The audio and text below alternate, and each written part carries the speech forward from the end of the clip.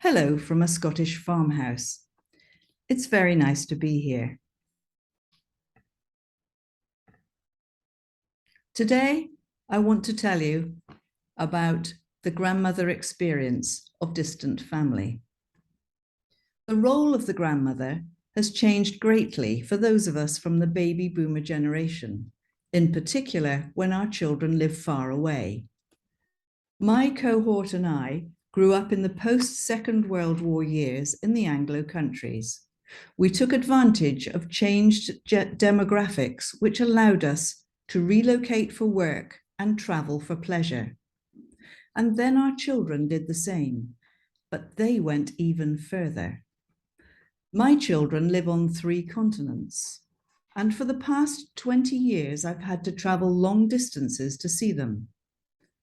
My grandmother contributors are aged between 60 and 80 years old, and they, like me, have been actively engaged as traveling grandmothers for some time.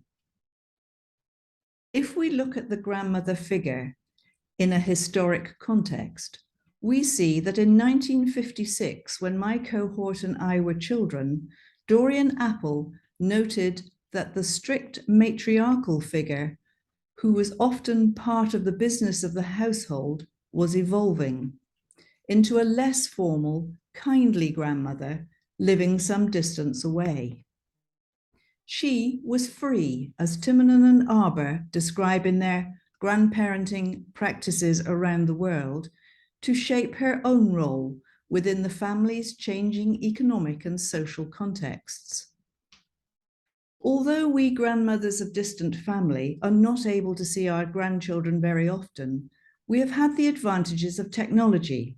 However, it is still a dislocated, different relationship or role that we do have to shape for ourselves. We have most likely experienced being a granddaughter, daughter, and mother, but even so, on becoming a grandmother, we can find there are particular complications and quandaries that don't conform to the cultural stereotypes, archetypes, caricatures even, that we see around us.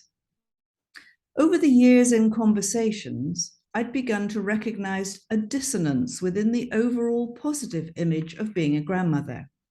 There were common trip hazards. Why might this be? One issue might be that the socially constructed boundaries of the grandmother in our global north or Anglo countries are not well defined. This is clearly explained in the research of Rachel Zhao. When active grandparents moved from China to look after their grandchildren in Canada, they summed up their role in the 3 nots. They were not guests because they did the housework. They were not masters because they had to defer to the parents. And they were not servants because they didn't get paid. If the role of the contemporary grandmother is more complex than the images we are used to seeing, then examining the life experiences within a wider cohort could lead to a better appreciation of how it actually feels. How could I do this?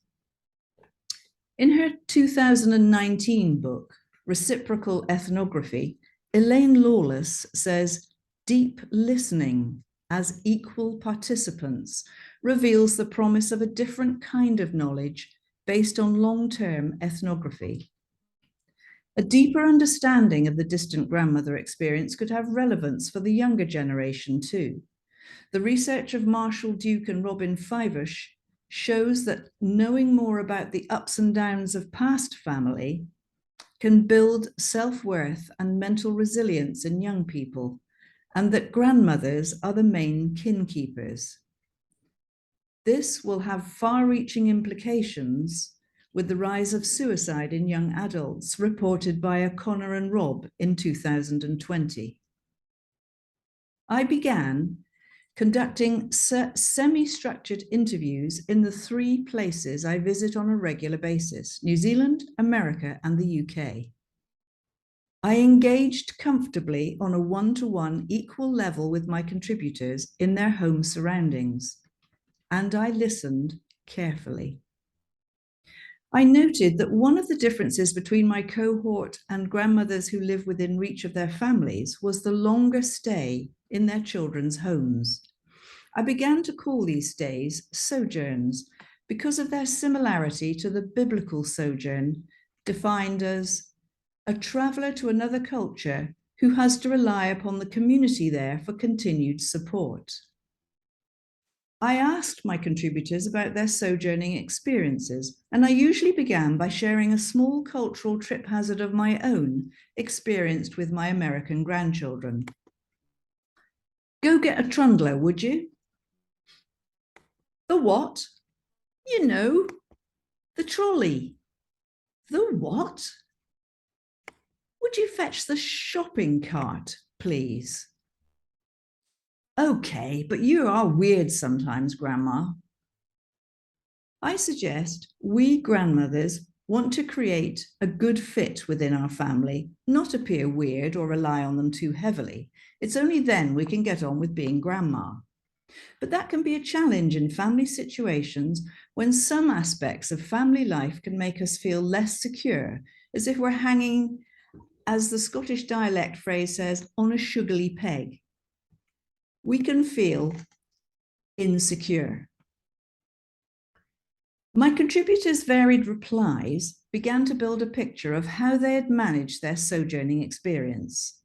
Some of the pressures they felt during their long stays manifested in the interviews as ambiguous but commonly used pet or pat phrases such as, "Why didn't they just say something?" or "least said, soonest mended," that indicated glossing over of awkwardness. A child turning on the TV in the morning, says Jan White, is like a red rag to a bull for us, especially commercial TV. Apart from this, we get on pretty well. Some of these phrases seem to be shorthand or way markers to unspoken difficulties. There are also signs of habitus in the replies, cultural responses and biases. Pierre Bourdieu tells us are rooted in our early life experiences. When I see their table manners, says Kathy Sharman, I can feel my father on my shoulder. I have to make sure my husband stays in his office at breakfast so he doesn't see the grandchildren waste food, says Denise Bunn in New Zealand.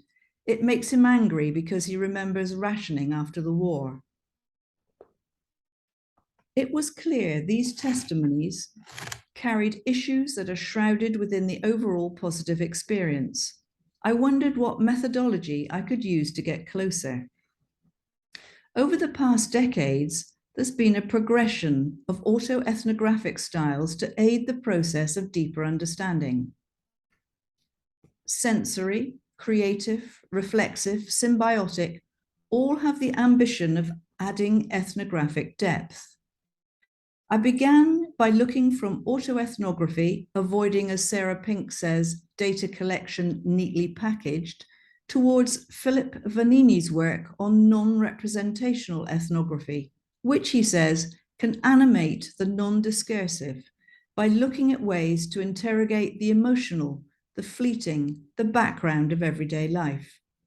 There is no reason, he says, why traditional methods cannot be made to dance a little. This method could help me explain why they didn't just say something. The strategy Vanini suggests is writing vignettes as near to the event as possible. These small pieces of expressive writing, he says, can animate the encounter, beginning from the researcher's body. This somatic approach is also explored by Jonas Larsson, who recorded his physical responses running across an unfamiliar landscape. I suggest this embodied approach has a congruence with the grandmother who, during a family sojourn, experiences a physical journey too, albeit through unfamiliar domestic landscape. So I began writing short pieces of my own after an intense family sojourn. Deliberately avoiding the general, I included images that exposed more subtle moments. The squeaking and flushing of unfamiliar plumbing wakes me. Jackdaws are cawing and jostling on the roof. I become aware I'm wearing my respectable pajamas, not my soft old t-shirt. My nose is close up against a plaster wall, and I listen, tuning in as I adjust old bones on an uncomfortable sofa bed. The door is politely pushed open, and our daughter greets us with a kindly good morning and mugs of tea. The day begins. The next day. My job is measuring and sawing wooden shelves out in the garden while Grandpa is inside, drilling into difficult old Yorkshire walls in the office bedroom. Countless times I plod up the stairs to offer shelves up for gruff approval. After a while, I'm tired and my back is hurting. I call up the stairs for something to be tossed down. Don't be lazy, Grandma, calls grandson from the sofa and computer game. I'm not cross. I know he's mimicking the usual call from his parents. He's taking on the higher, I live here status. I'm the insider, you're the outsider moral high ground. But I feel disheartened all the same. As we're leaving, breakfast is rushed.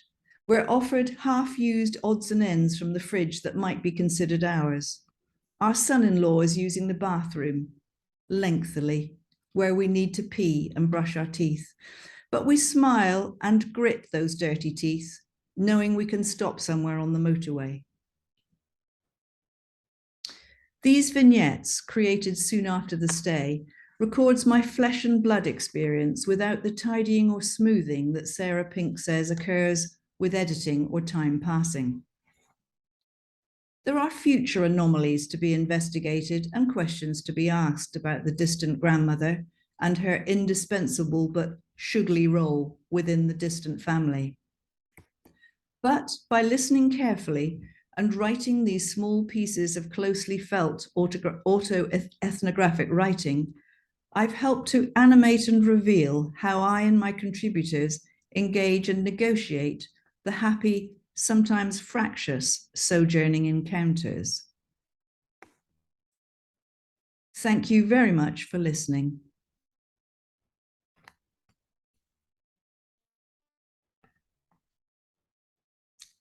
Goodbye.